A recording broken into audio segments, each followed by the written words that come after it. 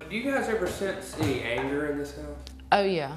There's been a lot of murder and mayhem in this house. I'm not sure what all went on, but these ghosts are not happy here. The Deason House of Ellisville was built in 1845. An era of horrific deaths befall the Deasons, and visitors alike who haunt the dwelling. All who grew up in Ellisville know the tales that emanate from these walls. For several years, the Delta Paranormal Project has conducted research within the halls of the Deason House and have been able to isolate specific energies and personalities inhabiting their own realm within the house. The attic is where the spirits usually stay. We have 8 spirits here, 5 are adults, 3 which are children.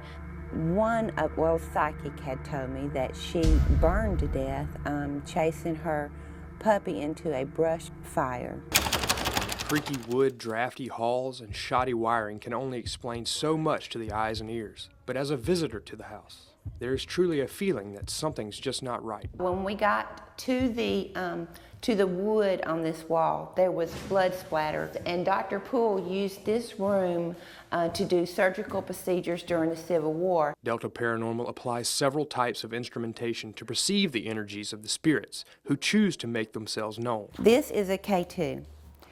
It picks up electromagnetic fields, and when you see the lights start going across, there's usually energy in the area. During the shooting of this piece, we were witness to what investigators call an EVP, electro voice phenomenon. While filming a reenactment with Morgan Pipkin, a Delta Paranormal daughter, the natural sound mic of my camera picked up the whispers of something.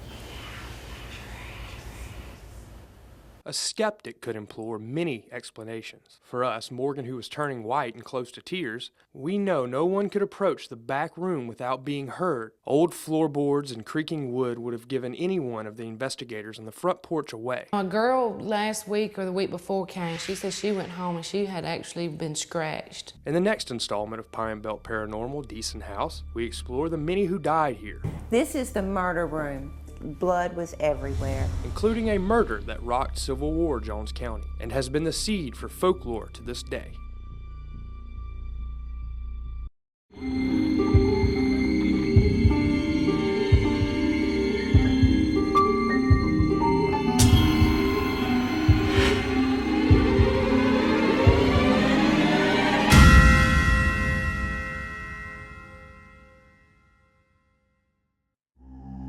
He don't like you messing with his money. The Deason House was built by Amos Deason in 1845. He married Eleanor Deason.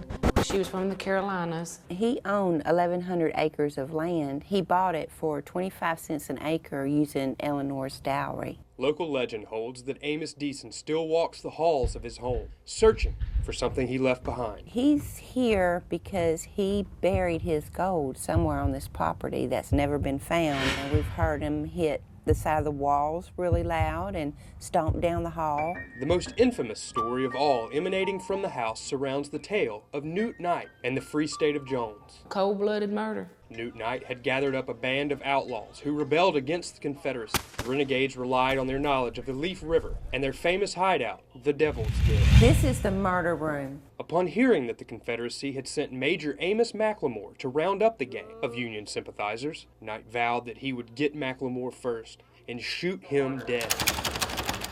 The story has it he busted in the door. Amos McLemore was sitting there reading a book by the fireplace, and he shot him in the chest. Visitors of the house say they hear the sound of water dripping from the murder room. It's said to be the blood of McLemore, running cold across the floor. It had to be point blank range because blood was everywhere. Miss Deason scrubbed the floor every day, tried to get the blood stain up, but it wouldn't come up. Those restoring the house say these are the remains of the blood of McLemore that dripped through the floorboards and stained the frame of the Deason House. There's been a lot of murder and mayhem in this house. I'm not sure what all went on, but these ghosts are not happy here. As a visitor to the Deason House, I can attest that there's a dark feeling that surrounds you as you walk the halls. Something lingering. Something unfinished. For Pinebelt Paranormal, I'm Christopher Harkey.